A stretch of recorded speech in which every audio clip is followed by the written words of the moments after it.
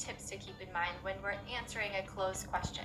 Number 1, be sure to review all of the answer choices in the drop-down menu before making any selections. Number 2, if a question, like in our example, has 2 fill-in-the-blanks, it's important to consider the answer choices together because oftentimes they're linked or dependent on one another. Let's go read the question.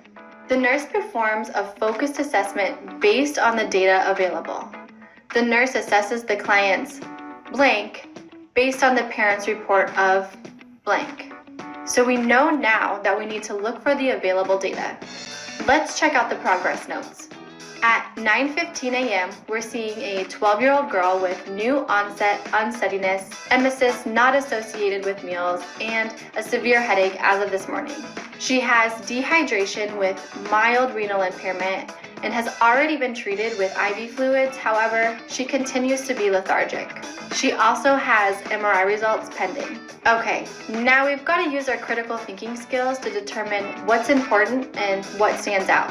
Unsteadiness, vomiting, headache, and lethargy are all associated with a brain disorder or injury. So I'm thinking something neurologic is probably going on here. Let's go back to our question and review the answer choices. The options for the first blank about the focused assessment are eye movements, heart rhythm, and vowel sounds. But before we make a selection here, let's also review the answer choices for the second blank. Here, we can choose one of 3 reported issues: headache, vomiting, or unsteadiness. And since I'm most concerned about a neurologic condition, let's select headache. Now we can better understand what we should pick from the first dropdown. So let's go back and finish this question.